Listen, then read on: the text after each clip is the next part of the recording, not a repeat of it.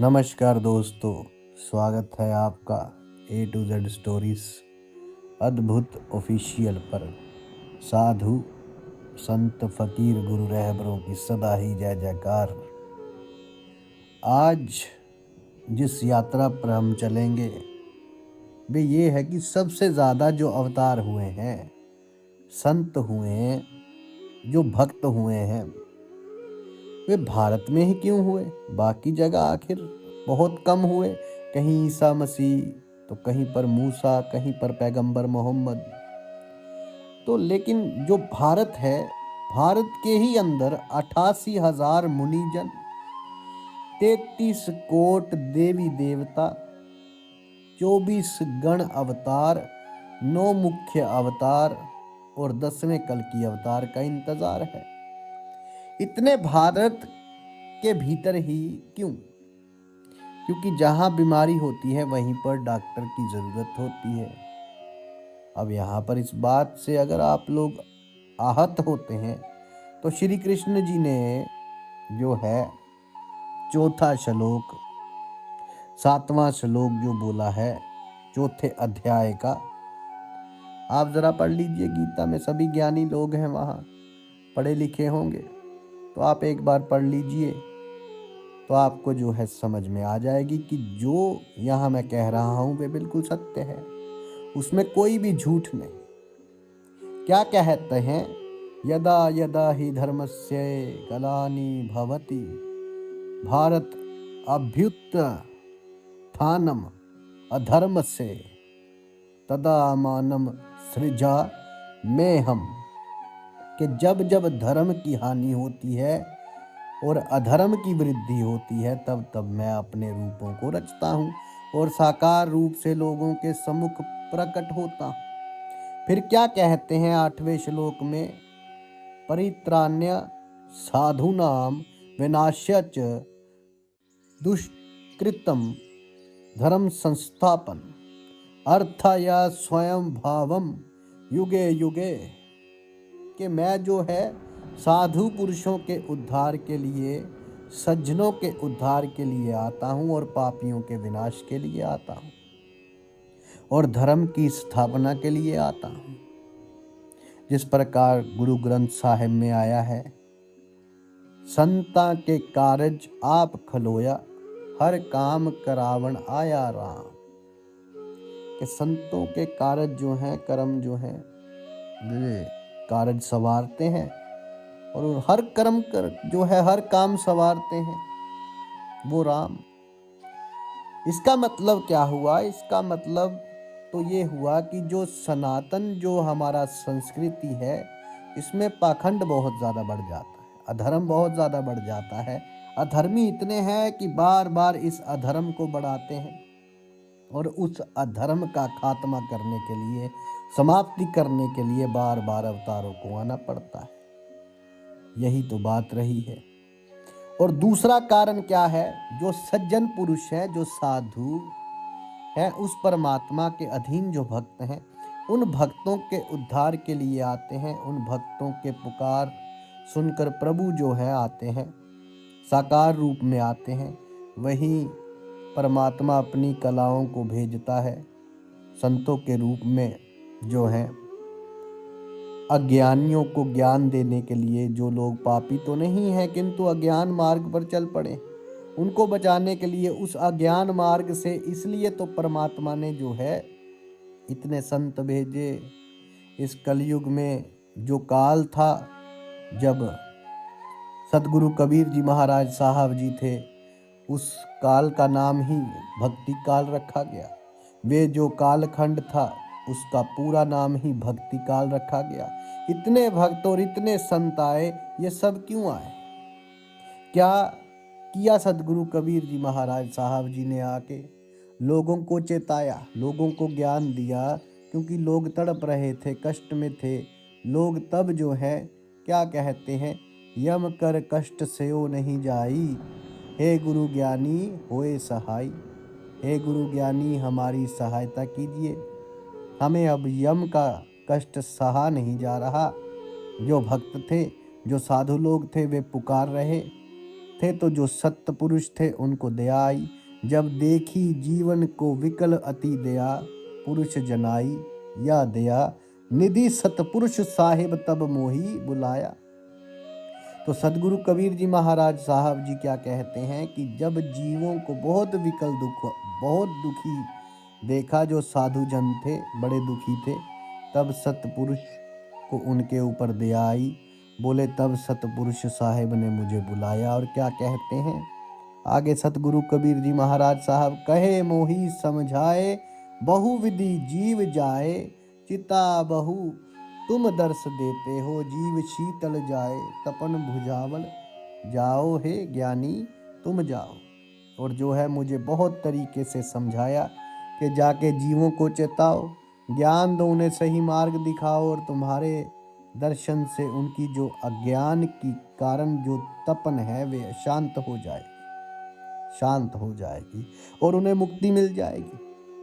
तो बोले तब मैं कबीर का नाम धरा के, जो है कबीर का नाम धरा के इस जगत में आया, नाम धारण किया। कबीर साहब कौन है? वे शरीर जिसको इस जगत में दिखाया उन्होंने आकर, वास्तव में उनका नाम कबीर नहीं है, वास्तव में वे परमात्मा के दूसरी कला ज्ञान है। और ज्ञानी नाम से आए तो सदगुरु कबीर जी महाराज साहब ये चीज़ यहाँ पर अनुराग सागर में जो है धर्मदास जी को बता रहे हैं। तो ये सब आते हैं अधर्म के जो है नाश के लिए और धर्म की स्थापना के लिए। और यदि इतने अवतार अगर आ रहे हैं, इसका मतलब ये है कि बार बार सनातन संस्कृति का जो है नाश हो रहा है और यहाँ पर पाप बहुत ज़्यादा बढ़ रहा है। तो यही कारण है आने का। रामायण में भी यही बताते हैं, जब जब होए धर्म की हानि, बाढ़ असुर अदर उदम अभिमानी, तब तब धरी प्रभु विविध शरीरा, हर ही कृपा सज्जन पीरा। कि देखिए जब जब असुर बढ़ जाते हैं, असुर कौन है? असुर वे हैं जिनकी प्रवृत्ति आसुरी है, जो राक्षसी कर्म करते हैं, मांस मदिरा ये सब खाते हैं पीते हैं, और उसके बाद जो है अधर्म करते हैं और अधर्म के मार्ग पर चलते हैं, दूसरों को तकलीफ देते हैं, वे असुर हैं। ऐसा नहीं है जो पहले मनुष्यों को मार के खा जाते थे वे असुर ना आज भी तो आते हैं। तो ये सब जो अधर्मी हैं, पापचारी हैं, दंभी हैं और खासकर अहंकारी हैं, ये सब असुर में ही गिनती होती है। इनकी अब बात आती है कि अधर्म बढ़ता क्यों है? तो अधर्म बढ़ने का कारण है कि हम अपने स्वार्थ, अपना जो निहित स्वार्थ है, अपना मोह, अपना लोभ, अपना अहंकार, इसको हम समाज कल्याण से ऊपर रखते हैं। हमें समाज से कोई लेना देना नहीं, हमें राष्ट्र से कोई लेना देना नहीं, हम अपने स्वार्थ को ऊपर देखते हैं। हमारी जेब गर्म होनी चाहिए, बाकी देश जाए भाड़ में। अरे यही तो है अधर्मी, अन्याय और असुरी प्रवृत्तियों का, यही तो है एक मोटिव, उद्देश्य। एक ही मंजिल है उनकी, और क्या मंजिल है? और तो कोई उद्देश्य है नहीं उनका। ऐसे लोग कोई भी गलत कार्य करने में नहीं हिचकते। अब देखिए जिस प्रकार श्री कृष्ण जी चौथे अध्याय के 13वें श्लोक में क्या बताते थे वे, उन्होंने कहा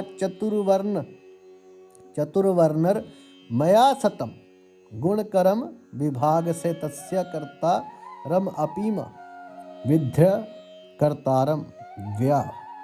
कि 4 वर्णों को मैंने गुण कर्म के विभाग अनुसार रच दिया। कौन से 4 वर्ण? ब्राह्मण, क्षत्रिय, वैश्य, शूद्र। किसके आधार पर? गुण और कर्मों के आधार पर, कि जिसके जैसा गुण है जैसा कर्म करता है वे वही कहलाएगा। यदि कोई ब्रह्म को प्राप्त करने की अगर चेष्टा में लगा हुआ उस परम तत्व को प्राप्त करता है तो वे ब्राह्मण कहलाएगा। जो युद्ध करता है अपनी इंद्रियों से, जो इस समाज के कल्याण के लिए युद्ध करता है, वे क्षत्रिय कहलाएगा। यही चीज़ जो है याज्ञवल्क्य ने गार्गी को कही थी, योवा यत अक्षम विधवा समाना लोका स ब्राह्मण। कि जो उस परम तत्व परम अक्षर को जान लेता है, इस लोक से जाने से पहले केवल वही ब्राह्मण है। और क्षत्रिय का भी तो यही कहते हैं, सूरा सो पहचानिए जो लड़े दीन के हेत। पुरजा पुरजा कट पड़े काबे ना छाड़ू हेत। के शूरवीर क्षत्रिय तो वे है जिसका अंग अंग कट जाए, किंतु वो दीन के लिए, दीन दुखियों के लिए खड़ा रहे, अपने स्वार्थ के लिए नहीं, वे क्षत्रिय है। और शूद्र वे है जो सेवा करता है, किंतु इस समाज ने क्या किया, इस समाज के धर्म के ठेकेदारों ने बांट दिया लोगों को कि नहीं जी ब्राह्मण का बेटा ब्राह्मण कहलाएगा। अरे ब्रह्म का उसको ज्ञान नहीं, वो ब्राह्मण किस प्रकार हुआ? ब्राह्मण तो वो है 2.5 अक्षर प्रेम के पढ़े सो पंडित होए, और ब्राह्मण वे है जिसे ब्रह्म का ज्ञान हो, जो स्वयं ब्रह्म ज्ञानी हो। और ब्रह्म ज्ञानी तो आप परमेश्वर है, तो ये ब्राह्मण कैसे हो गए जिन्हें पता कुछ होता नहीं और वो ब्राह्मण बन गए? लेकिन ये संसार ने ब्राह्मण कहलाएगा। कर्म प्रधान से उसे क्या कर दिया, जन्म प्रधान कर दिया। कर्म किया नहीं और जन्म से ही बस हो गए, अपना रोला डालने लगे। जबकि तुलसीदास जी भी क्या लिखते हैं, कर्म प्रधान विश्व रचि राखा, जो जस करही तसई फल चाहता। ये संसार कर्म प्रधान है और जो जैसा करता है वे वैसा भरता भी है, किंतु इसको क्या बना दिया, पखंडियों ने पखंड बना दिया। उन्होंने कर्म प्रधान की जगह जन्म प्रधान, क्षत्रिय का बेटा क्षत्रिय होगा। अरे क्षत्रिय का बेटा किंतु नाई का काम कर रहा है तो क्षत्रिय कैसे हो गया? जबकि पहले तो श्री कृष्ण जी क्या बताते हैं, ये कर्म प्रधान था, कर्म के अनुसार, तो ये यहाँ से ये पाखंड शुरू हुए। क्यों पाखंड शुरू हुए? क्योंकि इन्होंने अपना स्वार्थ ऊपर रखा। वैश्य और शूद्रों को दमन किया गया। क्षत्रिय और ब्राह्मण समाज जो है अपने आप को ऊंचा दिखाने के लिए, बल्कि शूद्र जो है वो तो वे है जो सेवा करे दीन दुखियों की। इन मूर्खों ने उनको और ही कुछ कह दिया। तो यहाँ पर ऊंचा दिखाने के लिए कि जी हम ही रहेंगे एक दूसरे पे, अरे उस परमात्मा को प्राप्त करना था मूर्खों। किंतु इन्होंने बोले परमात्मा को प्राप्त करना बड़ा मुश्किल है जी, क्या करें? बोले ठीक है मिल बांट के खा लेते हैं, इनका दमन कर देते हैं। उनको शेष जो है उनका शोषण किया।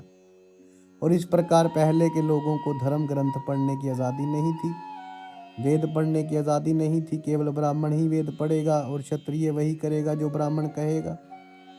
तो इस प्रकार ये पाखंड फैले और इन पाखंड के कारण धर्म का जो है नाश हुआ। इसलिए बार बार अवतारों को आना पड़ा। ऐसे पखंडों और पखंडियों को, अहम योग को जो है इनका दमन करने के लिए रावण देखिए 4 वेद 18 पुराण का ज्ञाता था, उसका संहार किया, कंस का संहार किया। इतना अहंकारी था, जितने भी ये धृतराष्ट्र के पुत्र थे सबका अहंकार समाप्त कर दिया। कौन थे ये? क्षत्रिय थे। ये क्षत्रिय थे, ये कोई वैश्य थे क्या? ये कोई वैश्य थे नहीं, ना कोई ये शूद्र थे। इनमें क्या कोई शूद्र था? इनमें नहीं। ना एक ने कहा मैं भगवान पौंड्रक को हूँ, मैं कि भगवान हूँ। तो सदगुरु कबीर जी महाराज साहब कहते हैं कि जासु नाम है गर्भ प्रहार, शोक सक ही गर्भ सहारी। अरे जिसका नाम ही अहंकार का दमन करने वाला हो, गर्भ प्रहार हो, वे अहंकार कैसे सहन कर सकता है? उस पाक का भी जो है उन्होंने दमन किया। क्योंकि कोई भी शरीर भगवान नहीं हो सकता, शरीर नश्वर है और जो नश्वर है वे ईश्वर नहीं हो सकता। अब आती है आज के समाज की बात। तो आज के समाज में भी इतने सारे लोग हैं, इतने संत हुए, इतने महात्मा हुए कि काल को नाम ही दे दिया गया, भक्ति काल। क्यों दे दिया गया? क्योंकि लोगों को जगाया गया, उसमें इतने भक्त आए, उस परमात्मा ने अपनी सभी कलाओं को उतारा कि लोगों को जो है, इनको जो है, इन लोगों को जो है चताया जाए। इन लोगों को कहाँ पर उतारा? उस जगह उतारा जहाँ पर लोग सबसे ज़्यादा बीमार थे। और कौन है वे बीमार लोग? वे बीमार हैं हम भारतवर्ष के वासी। इसलिए भारत में सबसे ज़्यादा संत हुए, क्योंकि यहाँ पर लोग उस परमात्मा को प्राप्त तो करना चाहते हैं, किंतु पाखंडी लोग इतने हैं कि उनको बहका देते हैं, उनको सही मार्ग पर चलने नहीं देते। कोई उसको किसी तरीके से पूजा करवा रहा है, उस तरफ ढकेल देता है। कोई किसी को परमेश्वर बना देता है, कोई किसी को ईश्वर बना देता है। अरे ईश्वर तो एक ही है। वे ईश्वर अपनी कलाओं को भेजता है।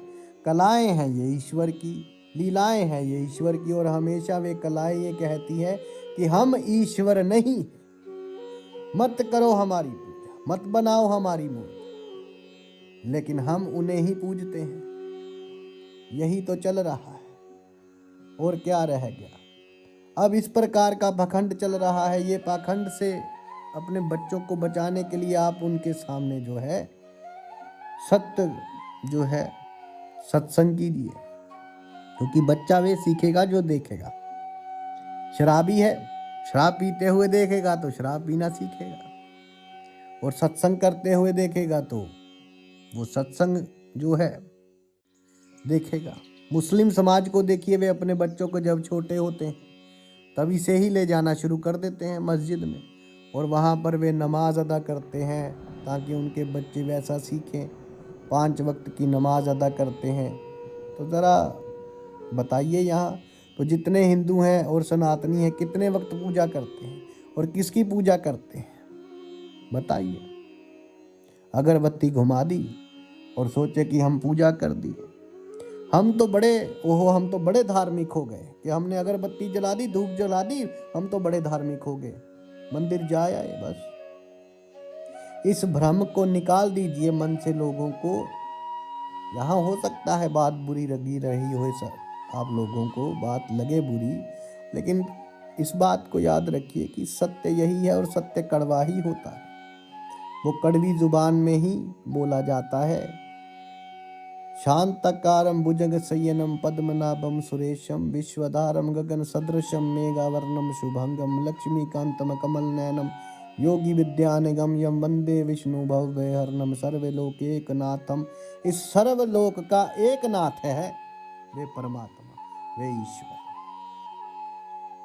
तो उसको नहीं भजते तो कड़वी जुबान में ही बोला जाएगा कड़वा सत्य, और मैं सत्य को मीठे में लपेट के कड़वी गोली नहीं खिला सकता किसी को। यही सच्चाई है। जो जागना होगा वे जागेगा, और जो सोता रहेगा उसका अंत निश्चित है, ये मान लीजिए। आप अगर सोते रहे तो आप अपने बच्चों के पतन का कारण बनेंगे। इसलिए जागिए। अपने घर में जितने सत्संगी समाज हैं, जितने भक्त हैं, चाहे वे किसी भी पंथ के हों, अपने घर में सत्संग कीजिए। बच्चों को सत्संग में बिठाइए, किसी सच्चे का संग भी कीजिए।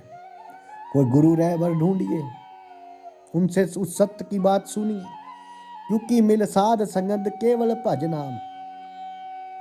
गुरु ग्रंथ साहब में आता है कि केवल और केवल नाम की बात जहां चले वहां जाओ।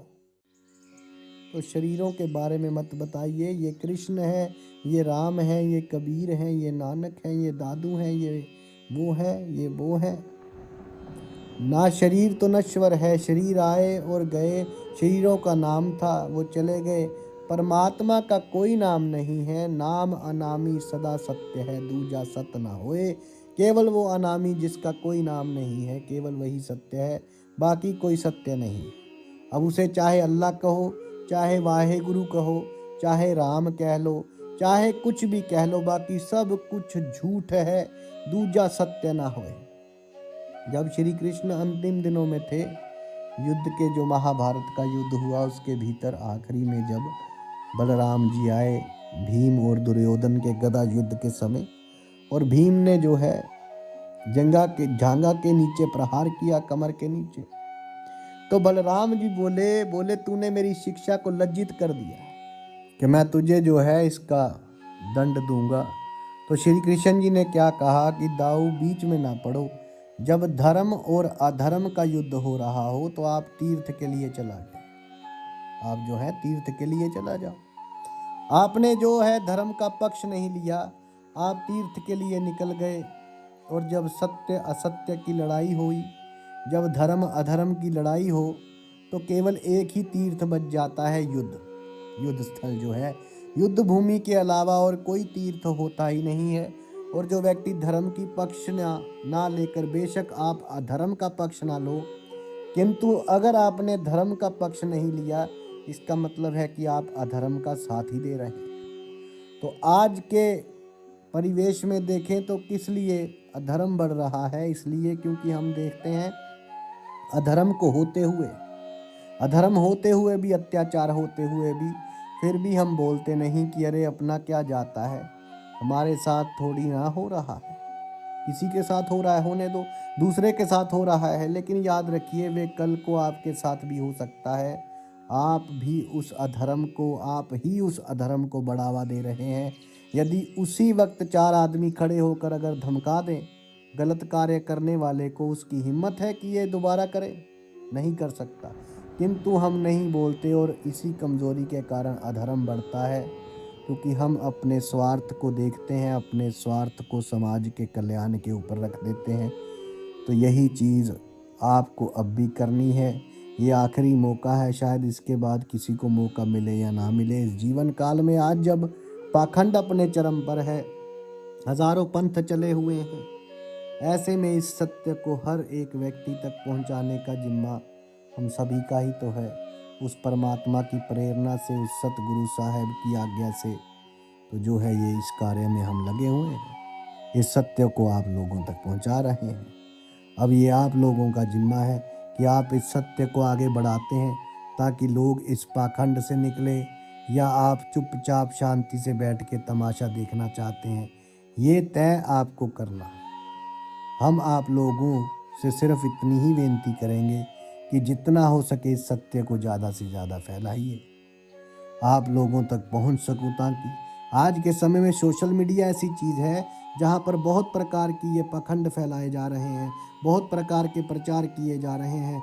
कोई कागज़ पे लिख रहा है, कोई कुछ कर रहा है। काल का जाल है, इस काल के जाल से आपको तो निकालना ही है, लेकिन जो दूसरे लोग फंसे हुए हैं उन लोगों को भी निकालना होगा। उन लोगों को सिर्फ आपको इतना करना है, इसे आप आगे भेज दीजिए, इस जो सत्य संग को आगे। परमात्मा की कृपा यदि उन पर होगी तो वे सत्संग ज़रूर सुनेंगे, अगर उसकी कृपा नहीं होगी तो वे नहीं सुनेंगे, उनके मोबाइल में पड़ा रहेगा, वे सुन ही नहीं पाएंगे। क्योंकि तुलसीदास जी क्या कहते हैं, बिन सत्संग विवेक ना होई, और राम कृपा बिन सुलभ न सोई। कि भाई बिन सत्संग के विवेक नहीं हो सकता, और बिना प्रभु की इच्छा के तो संग जो है, सत्संग भी नहीं मिलता है।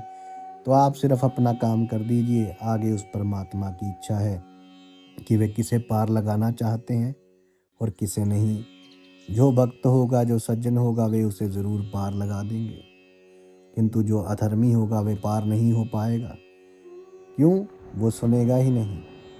तो आप सिर्फ इतना कीजिए, बाकी का सब परमात्मा पर छोड़ दीजिए, क्योंकि कर्म करना हमारा कार्य है। माली जैसे सूफी सुल्तान बाहू हुए हैं, उन्होंने कहा माली का काम है पानी डालना, भर भर मशके डाले। मालिक का काम है फल फूल लगाना, लगाए या ना लगाए। तो मालिक जो है उसने तो रास्ता दिया है कि पानी डालते जाइए, पानी डालते जाइए, जब उनकी मर्जी होगी तो फल लग जाएगा। इसी प्रकार आप आगे भेजते जाइए, जब उसने सुन लिया तो उनकी मर्जी हो जाएगी तो पार हो जाएगा। सब परमात्मा पे छोड़ दीजिए और उस प्रभु के नाम में रम जाइए। साधु संत फकीर गुरु रहबरों की सदा ही जय जयकार। आप सबके भीतर बसे उस परमात्मा को मेरा प्रणाम स्वीकार कीजिए। धन्यवाद।